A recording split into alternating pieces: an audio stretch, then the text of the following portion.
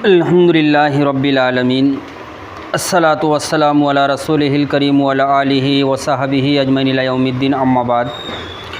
اعوذ باللہ من الشیطان الرجیم، بسم اللہ الرحمن الرحیم۔ انا کفیناک المستہزئین، آمنت باللہ، صدق اللہ العظیم۔ محترم ساتھیو، الحمدللہ ہم ہفتہ واری پروگرام میں اپنی اصلاح و تربیت کے لیے اور ایک خاص موضوع کے ساتھ جمع ہوئے ہیں۔ اتنا اہم موضوع ہے، یہ اتنا اہم ٹاپک ہے کہ ہر مسلمان مرد اور عورت کو اس موضوع کے متعلق جاننا بے حد ضروری ہے، کیونکہ ہمارا ایمان مکمل ہی اس وقت ہوتا ہے جب ہم لا الہ الا اللہ کے بعد محمد الرسول اللہ صلی اللہ علیہ وسلم پڑھتے ہیں۔ اس شخص کا ایمان مکمل نہیں ہے، وہ اسلام کے دائرے میں داخل نہیں ہو سکتا جو لا الہ الا اللہ کی گواہی تو دے دے لیکن محمد الرسول اللہ کو نہ مانے۔ ایمان کے مکمل ہونے کی، عقیدے کے مکمل ہونے کی یہ شکل سب سے اول اور پہلی ہے کہ ایک انسان لا الہ الا اللہ کے ساتھ محمد الرسول اللہ صلی اللہ علیہ وسلم کا اقرار کرے، اور یہ حکم خود اللہ رب العالمین نے اپنی آخری کتاب میں بیان فرمایا ہے۔ قرآن مجید اٹھائیے، جگہ جگہ ہمیں یہ آیتیں پڑھنے کو ملے گی۔ یا ایھا الذین آمنوا اطیعوا اللہ واطیعوا الرسول ولا تبطلوا اعمالکم، اے ایمان والو اطاعت کرو اللہ کی اور اطاعت کرو رسول کی، اور اللہ اس کے رسول کی اطاعت سے نکل کر اپنے اعمال کو اکارت مت ڈالو۔ سورہ نساء میں اللہ نے ارشاد فرمایا آیت نمبر 59 میں، اطیعوا اللہ واطیعوا الرسول، اطاعت کرو اللہ کی اور اطاعت کرو رسول کی۔ اور پھر اللہ رب العالمین خاص ہمارے نبی کا ذکر کرتے ہوئے یہ بات ارشاد فرمائی سورۃ الاحزاب آیت نمبر 21 میں، لقد کان لکم فی رسول اللہ اسوۃ حسنہ۔ کہیں ارشاد فرمایا سورۃ الحشر آیت نمبر 7 میں، وما آتاکم الرسول فخذوہ وما نہاکم عنہ فانتہوا۔ یہ آیتیں قرآن مجید کی محمد الرسول اللہ صلی اللہ علیہ وسلم کا مرتبہ اور مقام بھی بیان فرماتی ہے، اور یہ بتاتی اور سمجھاتی ہے کہ ایک مسلمان کے نزدیک محمد صلی اللہ علیہ وسلم کا مرتبہ اور مقام کیا ہونا چاہیے۔ اسی لیے آج ہم جس موضوع پر چند منٹوں میں گفتگو کریں گے وہ ہے گستاخ رسول صلی اللہ علیہ وسلم کا انجام بد۔ اس موضوع کا آغاز اس شعر کے ساتھ ہم کرنے کی کوشش کرتے ہیں، اٹھو مسلمانوں اب ہوش میں آنے کا وقت آیا، اٹھو مسلمانوں اب ہوش میں آنے کا وقت آیا، بہت سو چکے اب جاگنے کا وقت آیا، جہاں سے چلے تھے تم 313 بن کر، انہی راہوں پر پلٹ کر جانے کا وقت آیا۔ یہ شعر ہمیں جگانے کی کوشش کرتا ہے اور یہ بتاتا اور سمجھاتا ہے کہ دیکھو وہ 313 تھے، جب وہ اٹھے تو اس طرح اٹھے کہ انہوں نے پوری دنیا کو فتح کر لیا۔ ہمیں بھی چاہیے کہ ہم اس طرح اٹھے قرآن اور سنت کے ساتھ کہ ہم اپنے آپ کو، اپنے معاشرے اور سماج کو اور اللہ کے بندوں کو فتح کرنے کی کوشش کریں ہر لحاظ سے۔ آئیے موضوع کی طرف آتے ہیں۔ آئے دن امت مسلمہ ایک نئی مصیبت، ایک نئی پریشانی، ایک نئے غم میں مبتلا کی جا رہی ہے۔ امت مسلمہ کو پریشانیوں میں، غموں میں، مصیبتوں میں مبتلا کرنے کی، ان کو جو ہے مصیبتوں اور پریشانیوں میں ڈالنے کی مذموم کوششیں جاری و ساری ہے۔ اور یہ یاد رکھیں، میں بھی اور آپ بھی، تاریخ ہم کو بتاتی ہے اور بتا رہی ہے، یہ جو مشکلات ہیں یہ صرف گناہوں کی سزا نہیں ہوتی، بعض دفعہ یہ گناہوں کی سزا بھی ہوتی ہے، مصیبتیں اور پریشانیاں، لیکن بعض دفعہ جب مصیبتیں اور پریشانیاں آتی ہیں تو یہ مصیبتیں اور پریشانیاں حالات کو تبدیل کرتی ہے، جگانے کے لیے آتی ہے کہ جاگو۔ اللہ رب العالمین یہ مصیبتیں اور پریشانیاں اس لیے نہیں ڈال رہا ہے کہ اللہ نعوذ باللہ من ذالک ظالم ہے، بلکہ اللہ رب العالمین امت مسلمہ کو بعض دفعہ مصیبتوں اور پریشانیوں میں اس لیے مبتلا کرتا ہے کہ امت مسلمہ ان پریشانیوں اور مصیبتوں سے دیکھ کر حالات کا تجزیہ کرے اور حالات کا تجزیہ کر کے اپنے آپ کو اسلام کے لیے تیار کرے۔ تو اللہ نے ان مصیبتوں اور پریشانیوں سے اہل ایمان کو جب بھی ڈالا ہے تو نکلنے کا راستہ بھی پیدا فرمایا ہے، اور آج الگ الگ طریقے سے امت مسلمہ کو مصیبتوں پریشانیوں میں ڈالنے کی کوشش کی جا رہی ہے۔ اور وہ مصیبتیں اور پریشانیاں کیا ہیں؟ کبھی جان و مال کی مصیبت اور پریشانی، کبھی عزت و عصمت کی مصیبت اور پریشانی، اور کبھی اہل ایمان کے دین و ایمان کے ساتھ کھلواڑ کر کے اور پوری سازشوں کے ساتھ مسلمانوں کو مصیبتوں اور پریشانیوں میں ڈالنے کی کوشش کی جا رہی ہے۔ اور یاد رکھے یہ ساری چیزیں منصوبے کے تحت ہو رہی ہیں، حکومت کے ایما پر ہو رہی ہے، اور حکومت کا پورے طریقے سے ساتھ مل رہا ہے۔ اچھا یہ کیوں اور کس لیے؟ یہ اس لیے کہ مسلمان جو ہے ایک دم مشتعل ہو جائیں۔ مسلمان جو ہے کبھی مذہب کے نام پر مسلمانوں کو جو ہے مشتعل کرنے کی مذموم کوششیں ہوتی ہے تاکہ مسلمان اشتعال میں آ جائے، مسلمان کچھ ہنگامہ برپا کر لے اور مسلمان جو ہے سڑکوں پر آ جائے، اور جب سڑکوں پر آ جائے تو ان کو پورا موقع مل جائے کہ یہ مسلمانوں کو کوٹے مارے، ان کی املاک کو جلائے، ان کے جان و مال کو نقصان پہنچائے، ان کی خواتین کی عصمت ریزی کرے۔ یہ اس لیے بھی کیا جاتا ہے کہ یہ مسلمان جو ہے اشتعال میں آ کے کچھ ایسا کر جائے جس سے ہم کو موقع مل جائے۔ انہی میں سے ایک چیز ہے، اور وہ کیا چیز ہے؟ وہ ہے نبی صلی اللہ علیہ وسلم کی شان میں گستاخی کرنا۔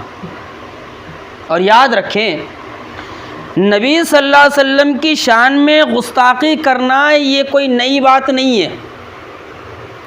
روز اول سے نبی صلی اللہ علیہ وسلم کی شان میں گستاخی کرتے آ رہے ہیں لوگ، اور یہ بھی نئی بات نہیں ہے ہمارے لیے کہ جب بھی جس شخص نے بھی آخری نبی حضرت محمد مصطفیٰ صلی اللہ علیہ وسلم کی شان میں گستاخی کی ہے، اللہ رب العالمین نے اسے اس دنیا میں ذلیل رسوا کیا ہے، اور انشاءاللہ قیامت تک کرتا رہے گا۔ آپ پوری ہسٹری اٹھائیے، 1450 سال کی پوری تاریخ اٹھائیے، جب بھی نبی صلی اللہ علیہ وسلم کی شان میں کسی نے گستاخی کی ہے، اللہ رب العالمین نے اس کو اس دنیا میں جینے کا زیادہ موقع نہیں دیا، جینے کا زیادہ موقع نہیں دیا۔ دو دہائیوں سے اس میں تیزی پیدا ہو گئی ہے، اور پورے منصوبے کے تحت اللہ کے رسول صلی اللہ علیہ وسلم کی شان میں گستاخیاں کی جا رہی ہے، اہل ایمان کو تکلیف پہنچائی جا رہی ہے، اہل ایمان کو رسوا کیا جا رہا ہے۔ کیوں؟ اس لیے کہ اہل ایمان کے لیے اپنی جان سے بڑھ کر، اپنے مال سے بڑھ کر، اپنے اہل عیال سے بڑھ کر محمد صلی اللہ علیہ وسلم کی ذات ہے، محمد صلی اللہ علیہ وسلم کی ذات ہے۔ یہ جانتے ہیں کہ اہل ایمان بھوکے رہ سکتے، یہ جانتے ہیں کہ اہل ایمان پریشانیوں کا سامنا کر سکتے، یہ جانتے ہیں ان کے گھروں کو گرا دیا جائے یہ برداشت کر سکتے، لیکن محمد صلی اللہ علیہ وسلم کی شان میں جب گستاخی کی جاتی ہے تو اہل ایمان کبھی برداشت نہیں کرتا، اور اہل ایمان کا ایمان برداشت کرنے بھی نہیں دیتا۔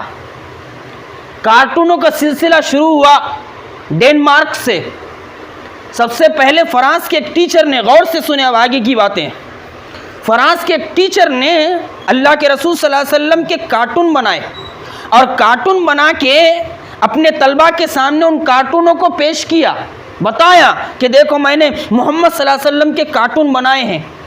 بات ہوتے ہوتے حکومت تک پہنچتی تو حکومت کے ایما پر، حکومت کے اشارے پر بڑے بڑے جو حکومتی ادارے تھے ان کے اوپر محمد صلی اللہ علیہ وسلم کے کارٹون نصب کیے گئے، چسپاں کیے گئے، اور بہت زیادہ جو ہے، اور یاد رکھے فرانس شروع ہی سے اسلام دشمنی میں بہت آگے ہے اور آج بھی آگے ہے۔ اسلام دشمنی میں فرانس شروع ہی سے آگے ہے، اور فرانس ہی سے اللہ کے رسول صلی اللہ علیہ وسلم کے کارٹون بنانے کا آغاز ہوا تھا، ایک ٹیچر نے بنایا تھا۔ لیکن دیکھو قرآن مجید کیا کہتا ہے، ہمیں کمزور پڑنے کی ضرورت نہیں ہے، ہمیں دل برداشتہ ہونے کی ضرورت نہیں ہے، ہمیں اللہ کے حکم پر یقین رہنا چاہیے کہ اللہ رب العالمین نے اپنی آخری کتاب میں جو بات بیان کی گئی کر دی گئی وہ ہو کر رہے گی۔ اب اللہ تعالیٰ نے قرآن مجید میں کیا ارشاد فرمایا؟ سورہ ہجر آیت نمبر 98 میں ارشاد فرمایا، اِنَّا کَفَيْنَاكَ الْمُسْتَهْزِئِينَ، اے محمد صلی اللہ علیہ وسلم، یہ جو آپ کا مذاق اڑا رہے نا، آپ کا تمسخر اڑا رہے نا، یا آپ کے ساتھ ہجو کا معاملہ کر رہے نا، ان کے لیے میں کافی ہوں، مذاق اڑانے والوں کے لیے اے محمد صلی اللہ علیہ وسلم میں کافی ہوں، آپ اپنا کام کرتے جائیے، آپ کے اوپر جو ذمہ داری ڈالی گئی ہے اس ذمہ داری کو آپ پورا کیجئے، ان کا مقابلہ میں کروں گا۔ اور تاریخ بتاتی ہے، ہسٹری گواہ ہے کہ جب جس نے بھی اللہ کے رسول صلی اللہ علیہ وسلم کی شان میں گستاخی کیا تو اللہ رب العالمین نے ایسی دردناک سزا دی اس کو، اللہ خیر کرے۔ ابھی مہاراشٹر کے ایک علاقے میں ایک پنڈت جی نے بھی جو ہے اللہ کے رسول صلی اللہ علیہ وسلم کی شان میں گستاخی کی ہے، رام گری مہاراج جن کا نام ہے، اللہ کے رسول صلی اللہ علیہ وسلم کی شان میں نازیبا الفاظ کہے ہیں، ہر مسلمان کا دل دکھا ہے، بہت سارے علاقوں میں احتجاج بھی ہوئے ہیں، بہت سارے علاقوں میں جو ہے اس کے خلاف کارروائی کرنے کا جو ہے کہا گیا ہے، اندیہ پیش کیا گیا ہے۔ اصل جو مسئلہ اٹھائے حضرت نے کیا تھا؟ اصل مسئلہ یہ اٹھائے کہ اللہ کے رسول صلی اللہ علیہ وسلم اور حضرت عائشہ کی شادی کا مسئلہ اٹھائے کہ محمد صلی اللہ علیہ وسلم نے ایک 7 سالہ کم عمر بچی سے شادی کر لی اور اس کو مذاق کا ذریعہ بنایا۔ لیکن یہ وہ لوگ ہیں جنہیں ہم عام زبان میں کہیں گے جاہل جٹ خدا کے لٹ۔ ان جاہلوں کو نہ ہسٹری معلوم ہے نہ اپنی مذہبی کتابیں معلوم ہے، اپنی مذہبی کتابیں بھی نہیں پڑھتے، یہ جوش میں آ کے کیا کرتے ہیں، کچھ بھی بول کر نکل جاتے ہیں تاکہ ماحول کو خراب کرے۔ آئیے ذرا غور کرتے ہیں، رام گری مہاراج نے جو جملے کہے اس پر غور کرتے ہیں، اللہ کے رسول صلی اللہ علیہ وسلم کی شان میں اس نے جو گستاخی کی ہے اس کو دیکھتے ہیں ذرا۔ اچھا، یہ کہہ کر حضرت نے صرف اللہ کے رسول صلی اللہ علیہ وسلم کی شان میں گستاخی نہیں کی بلکہ رام جی اور لکشمن جی کی بھی شان میں گستاخی کی ہے۔ کتابیں اٹھاؤ، ہندو مذہب کی کتابیں اٹھاؤ، آپ کو پتہ چلے گا، بڑی کام کی باتیں ملیں گی۔ دیکھو آپ کو ان کی مذہبی کتابوں سے بھی بڑی کام کی باتیں ملیں گی۔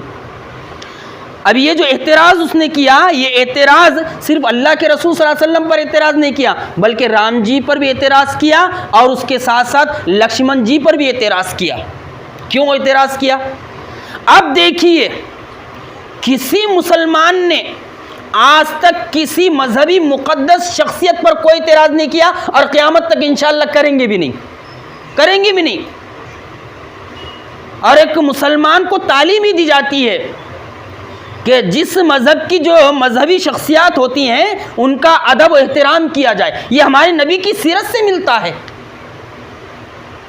حضرت عائشہ صدیقہ رضی اللہ تعالیٰ عنہ فرماتی ہیں، ایک مرتبہ ایک قبیلے کا سردار جو اللہ کے رسول صلی اللہ علیہ وسلم کو بہت برا بھلا کہتا تھا، آپ کو نازیبا الفاظ بولتا تھا، نازیبہ الفاظ آپ کے لیے استعمال کرتا تھا۔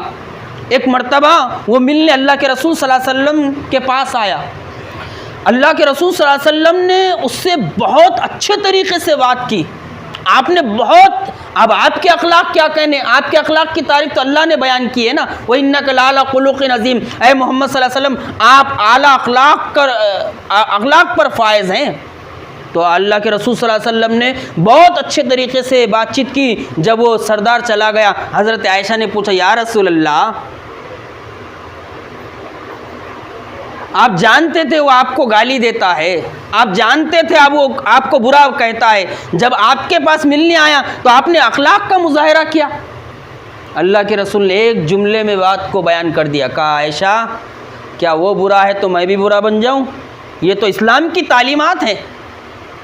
اب یہ رام گری مہاراج نے جو جملہ استعمال کیا، یہ صرف اللہ کے رسول صلی اللہ علیہ وسلم پر اعتراض نہیں ہے، بلکہ رام جی پر بھی اعتراض ہے اور لکشمن جی پر بھی اعتراض ہے۔ کیوں اعتراض ہے معلوم؟ غور سے سنیے ذرا، پھر آپ کو ایک دو واقعے سناؤں گا میں کہ اللہ کے رسول صلی اللہ علیہ وسلم کی شان میں جب بھی کوئی گستاخی کرتا ہے، اللہ تعالیٰ اس کو کس طرح دنیا میں ذلیل و رسوا کرتا ہے، اور اس کے ساتھ ساتھ پھر ہمیں کیا کرنا چاہیے۔ جب رام جی کی شادی ہوئی، وواہ ہوا، کس کے ساتھ؟ سیتا کے ساتھ۔ اس وقت سیتا جی کی عمر کتنی تھی؟ سیتا جی کی عمر صرف 6 سال کی تھی۔ رام جی کا وواہ جب سیتا کے ساتھ ہوا، سیتا جی کے ساتھ ہوا، تو اس وقت سیتا جی کی عمر صرف 6 سال کی تھی۔ مذہبی کتابیں اٹھائیے اور دیکھیے، جانچ کریں، پڑتال کریے۔ اور سیتا کی جو بہن تھی ارملا، یہ سیتا سے عمر میں چھوٹی تھی۔ اور اتفاق کی بات ذرا غور کیجئے کہ جب سیتا جی کی شادی رام جی سے ہوئی تو اسی دن جو ہے لکھنے والوں نے، تاریخ دانوں نے لکھا ہے کہ لکشمن جی کی شادی ارملا سے ہوئی۔ اب اندازہ لگائیے، یہ جو بیچارے جہالت میں کیچڑ اچھالتے ہیں اللہ کے رسول صلی اللہ علیہ وسلم کی شخصیت پر، یا اللہ کے رسول صلی اللہ علیہ وسلم کی شخصیت پر کیچڑ نہیں اچھال رہے، بلکہ یہ رام جی پر بھی کیچڑ اچھال رہے اور لکشمن جی پر بھی کیچڑ اچھال رہے۔ ان کی مذہبی کتابوں میں یہ بات لکھی ہوئی ہے، کیونکہ راون نے جب سیتا کو جو ہے اغوا کیا تو سیتا جی نے ایک جملہ کہا تھا، ذرا غور سے سنیں۔ سیتا جی نے کہا تھا، اے راون، میں جو ہے 18 سال کی ہوں اس وقت، اور میں رام جی کے ساتھ 12 سال سے رہی ہوں، تو 12 سال نکال دیا جائے تو سیتا جی کی شادی کب ہوئی؟ 6 سال میں بھی ہو گئی۔ تاریخ سے ثابت یہ بات۔ تو یہ جو اعتراض کیا جاتا ہے، یہ اعتراض جو ہے ان کی مذہبی شخصیات کے اوپر بھی اعتراض ہے یہ، حالانکہ مسلمان کبھی کسی مذہبی شخصیت پر اعتراض نہیں کرتا۔ تو ان کو چاہیے کہ یہ جہالت سے نکلے اور جہالت سے نکل کر علم کی روشنی میں جاننے کی کوشش کرے۔ اور ایک بات بتا دوں، جس علاقے کے جو لوگ ہوتے ہیں ان کا جو رہن سہن ہوتا ہے، اسی حساب سے جو ہے اس علاقے میں لڑکیاں بالغ ہوتی ہے۔ اور اسلام کا قانون ہے، اسلام کا حکم ہے کہ جب لڑکی بالغ ہو جائے تو نکاح کر لو۔ عرب میں لڑکیاں بہت کم عمری میں بالغ ہوتی ہے، کیونکہ وہ گرم علاقہ ہے، اور گرم علاقہ ہونے کی وجہ سے وہ چیزیں بھی کھانے پینے کی گرم استعمال کرتے ہیں، اور وہاں کی لڑکیاں جلدی بالغ ہو جاتی ہیں اور جلدی اس عمر کو پہنچ جاتی ہیں کہ ان کا نکاح کر دیا جائے۔ اور اس میں حکمت یہ بھی بتائی گئی ہے، سمجھائی گئی ہے کہ جب حضرت عائشہ صدیقہ رضی اللہ تعالی عنہا سے اللہ کے رسول صلی اللہ علیہ وسلم کا نکاح ہوا تو نکاح ہوا 7 سال میں اور رخصتی ہوئی 9 سال میں۔ 9 سال کی عمر میں آپ جسمانی لحاظ سے بھی پورے طریقے سے مضبوط ہو چکی تھی۔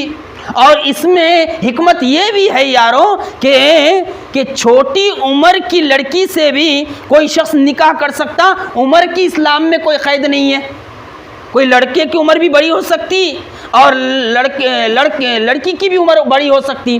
اب دیکھیے، اللہ کے رسول صلی اللہ علیہ وسلم نے پہلا نکاح کیا تو آپ کی عمر کتنی تھی؟ 25 سال، اور حضرت خدیجہ رضی اللہ تعالی عنہا کی عمر تھی 40 سال۔ آپ نے بڑی عمر کی عورتوں سے بھی نکاح کیا اور چھوٹی عمر کی عورتوں سے بھی نکاح کیا، اور یہ نکاح کیا تو اللہ کے حکم سے کیا، کیونکہ آپ اللہ کے رسول تھے۔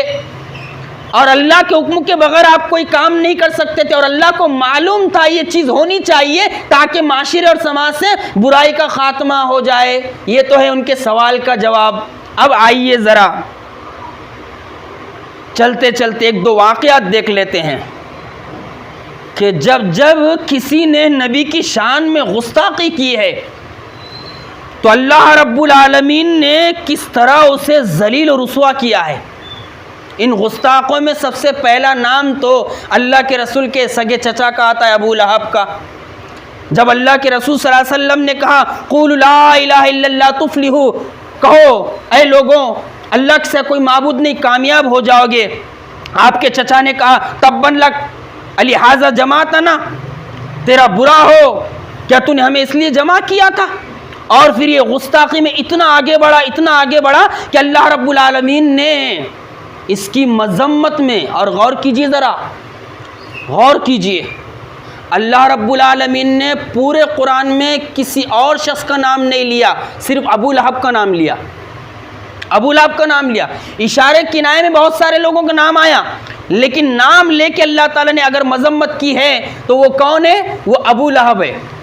اور یہ بھی یاد رکھیے جب بھی کسی نے نبی کی شان میں گستاخی کی ہے اللہ تعالیٰ نے اس کو ہدایت سے نہیں نوازا، اسے گمراہ کر دیا، اسے اس دنیا میں ذلیل و رسوا کر دیا، اور انشاءاللہ ان کو بھی کرے گا۔ جو آج نبی کی شان میں گستاخی کر رہے ہیں ایک وقت آئے گا یہ بھی ذلیل ہوں گے انشاءاللہ۔ دیکھو سگا چچا تھا، خون کا رشتہ تھا، لیکن نبی صلی اللہ علیہ وسلم کی شان میں گستاخی کیا، آپ کے کام میں روڑے اٹکایا، تو اللہ تعالیٰ نے کیا کیا؟ ایسا ذلیل کیا اس کو کہ اس کی ہجو میں، اس کی مذمت میں قرآن مجید کی ایک سورت نازل فرمایا، سورہ لہب، تبت یدا ابی لہب وتب ما اغنی عنہ مالہ ما کسب سیصلی نارا ذات لہب وامرأتہ حمالۃ الحطب فی جیدہا حبل من مسد۔ اور مرا کیسے؟ مرا اس طرح کہ اس کے جسم میں ایک قسم کا پھوڑا ہو گیا، پھوڑا ہونے کے بعد اس پھوڑے کے اندر ایک کیڑا پیدا ہو گیا، اور کیڑا اس طرح پیدا ہوا کہ دھیرے دھیرے پورے جسم کو کیڑوں نے گھیر لیے، پورے جسم کو کیڑوں نے گھیر لیے، اور پھر اتنی رذیل موت مرا ابو لہب کہ 3 دن تک اس کے لاش کو اس کے سگے بیٹوں نے ہاتھ نہیں لگائے، اس کے۔ وہ اللہ رب العالمین کہا نا ان کفیناک المستہزئین، اے پیغمبر صلی اللہ علیہ وسلم ان کے لیے تو ہم کافی ہے، آپ ٹینشن نہ لو، آپ کا کام تو یہ ہے کہ آپ دین سکھاؤ، حق بتاؤ، قرآن سناؤ، لوگوں کو حق کی طرف لاؤ، یہ جو مستیاں کر رہے ہیں ان کا مقابلہ کرنے کے لیے ہم ہیں نا۔ ابو لہب کی لاش 3 دن تک سڑی رہی، لوگوں نے بیٹوں کو تانا دیے، کیسے بیٹے ہو، باپ مر گیا، لاش میں سے بدبو آ رہی ہے، لاش سڑ رہی ہے، اور تمہاری حالت یہ ہے کہ تم اپنے باپ کی لاش کو اٹھانے کے لیے تیار نہیں۔ تو بیٹوں نے نہیں اٹھائے بلکہ حبشی غلاموں کو لگایا، حبشی غلام پہلے تیار نہیں ہوئے اس کی لاش کو اٹھانے کے لیے، حالانکہ حالت کیا تھی؟ حالت یہ تھی اس رذیل انسان کی، اللہ کے رسول صلی اللہ علیہ وسلم مکہ کے بازاروں میں جاتے، عکاظ میں جاتے، مجینہ میں جاتے، لوگوں کو قرآن کی بات بتاتے، یہ پہنچ جاتا، تالیاں بجاتا، تالیاں بجانے کے ساتھ سیٹیاں مارتا، سیٹیاں مارنے کے بعد چیخ پکار کرتا اور لوگوں سے کہتا کہ اس کی بات مت سنو، اور اس کی جو جورو تھی جمیل وہ بھی اس کے جو ہے ہم پلہ تھی، اس کے ساتھ پوری شریک تھی، اور اللہ کے رسول صلی اللہ علیہ وسلم کا نام ہے محمد، اس نے نعوذ باللہ من ذالک اللہ کے رسول کا نام رکھ دیا مزمم۔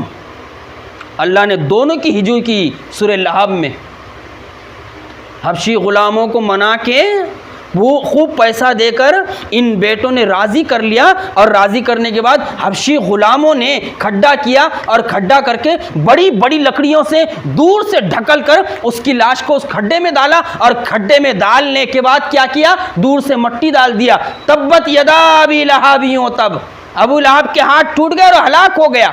تبن لک لہذا جماعتنا، کہا تھا نا، اللہ نے کہا یہ کہتا ہے تیرے ہاتھ ٹوٹ جائیں، نہیں نہیں نہیں، تیرے ہاتھ نہیں ٹوٹیں گے، ہاتھ تو اس کے ٹوٹنے والے ہیں، ذلیل اور رسوا تو یہ ہونے والا ہے۔ اور اللہ تعالیٰ نے اس گستاخ رسول کو دنیا میں مزہ چکھائی کہ اس کی لاش میں کیڑے پڑے، اور کیڑے پڑنے کے ساتھ ساتھ اس کے بیٹے تیار نہیں ہوئے اس کی لاش کو ہاتھ لگانے کے لیے، اللہ تعالیٰ نے عبرت کا سامان بنایا۔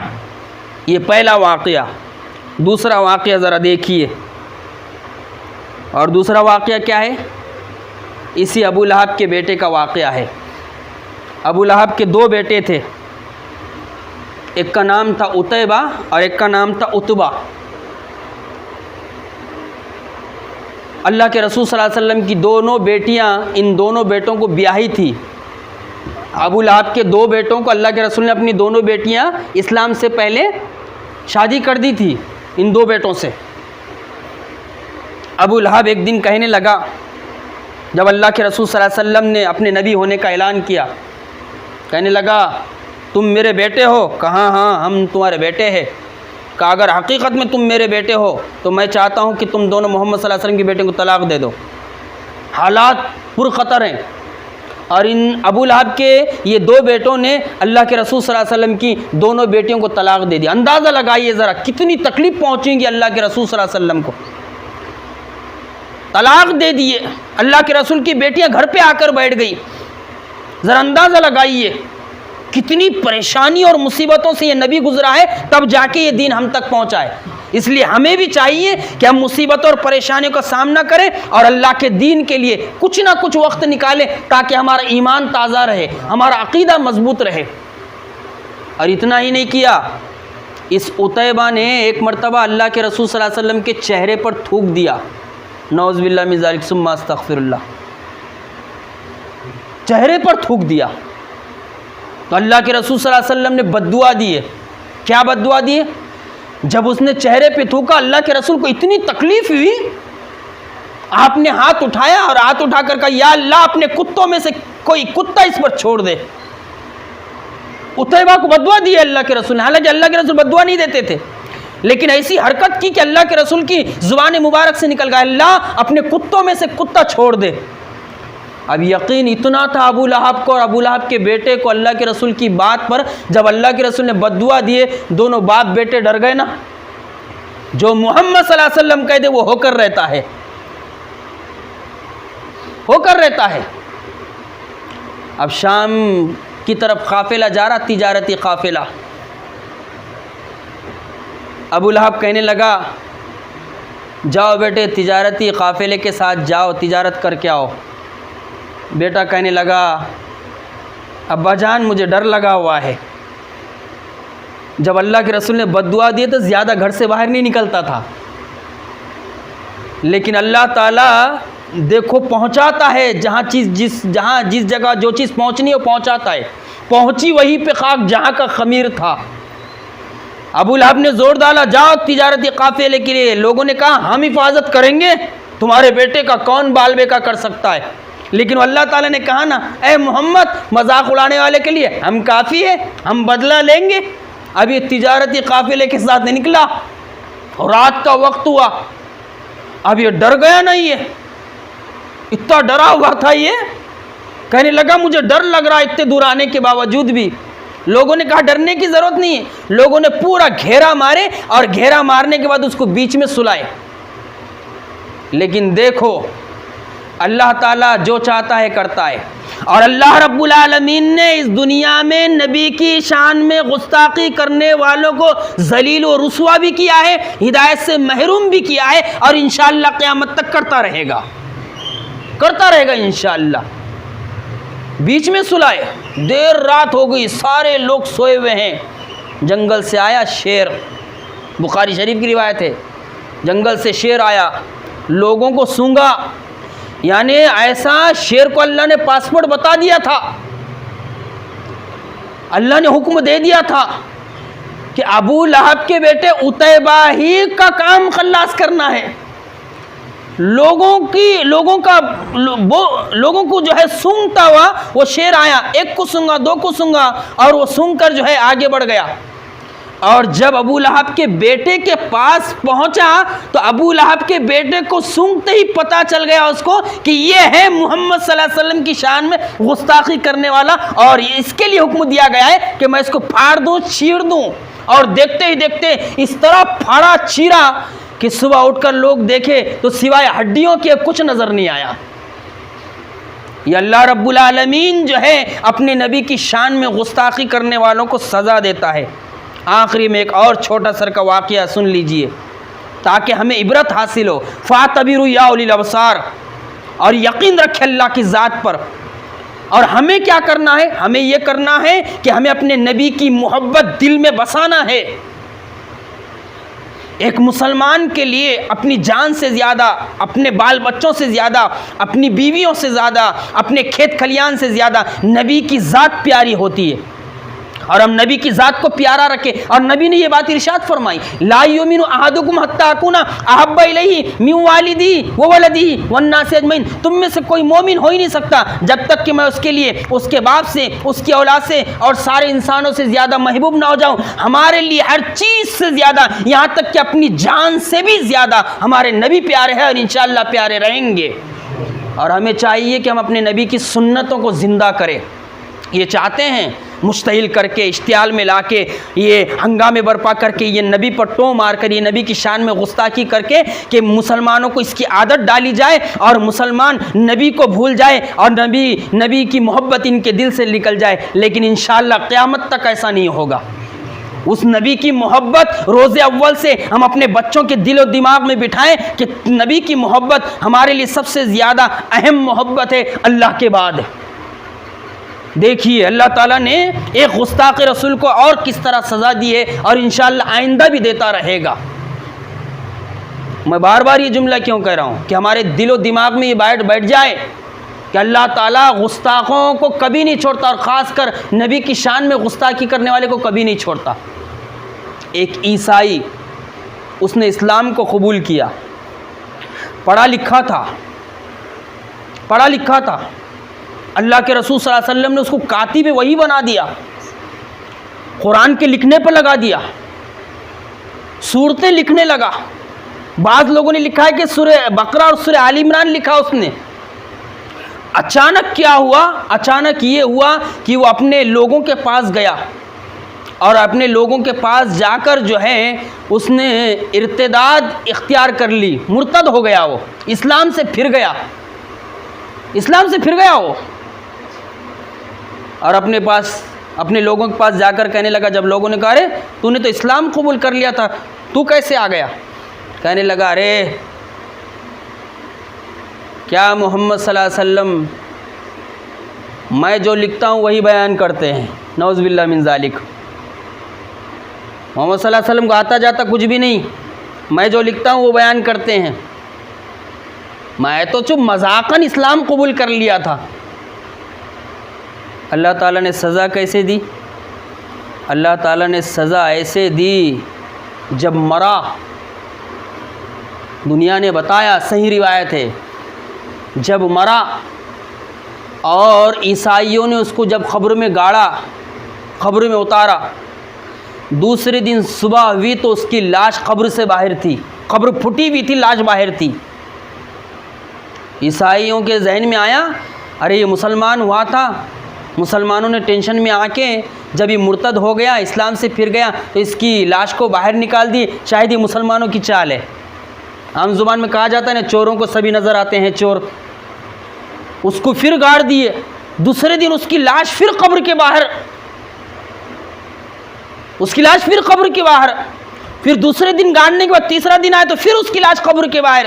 جب تیسرا دن آیا تو عیسائی سمجھ گئے نہیں یہ مسلمانوں کی چال نہیں ہے، بلکہ یہ اسلام کو قبول کیا تھا اس نے اور نبی کی شان میں گستاخی کی تھی، اس لیے اوپر والے نے اس کو سزا دی، اس کی لاش کو وہی چھوڑ دیے اور اس کی لاش جو ہے وہیں پر سل گڑ گئی۔ اور اللہ رب العالمین نے اس طرح جو ہے دنیا میں اس شخص کو، اس عیسائی کو سزا دی ہے جائے۔ اللہ رب العالمین سے دعا ہے کہ اللہ رب العالمین ہمیں نبی کا حقیقی امتی بننے کی توفیق عطا فرمائے، آپ کی سنتوں کو زندہ کرنے کی توفیق عطا فرمائے۔ اللہ جو تیرے نبی کی شان میں گستاخی کر رہے ہیں اللہ ان کو اس دنیا میں ذلیل و رسوا فرما دے۔ اللہ رب العالمین اہل ایمان کی دلوں کو مضبوطی عطا فرما، نبی کی حقیقی محبت ہمارے دلوں میں پیدا فرما دے۔ اللہ رب العالمین جب تک زندہ رکھے اسلام پر، ایمان پر اور توحید پر زندہ رکھے، اور جب موت دے تو اسلام پر، ایمان پر، توحید پر موت دے۔ ربنا لا تزغ قلوبنا بعد اذ ہدیتنا وہب لنا من لدنک رحمۃ انک انت الوہاب۔ ربنا لا تؤاخذنا ان نسینا واخطانا ربنا ولا تحمل علينا إصرا كما حملته على الذين من قبلنا ربنا ولا تحملنا ما لا طاقة لنا به واعف عنا واغفر لنا وارحمنا أنت مولانا فانصرنا على القوم الكافرين اللهم اهدنا الصراط المستقيم اللهم إنا نجعلك في نحورهم ونعوذ بك من شرورهم اللهم اهدنا الصراط المستقيم رب اجعلني مقيم الصلاة ومن ذريتي ربنا وتقبل دعاء رب ارحمهما كما ربياني صغيرا اللهم من أحييت منا فأحيي على الإسلام ومن توفيت منا فتوفوا على الإيمان اللهم اغفر لنا وللمؤمنين والمؤمنات والمسلمین والمسلمات الأحیاء منهم والأموات إنك سمیع مجیب الدعوات برحمتك یا ارحم الراحمین۔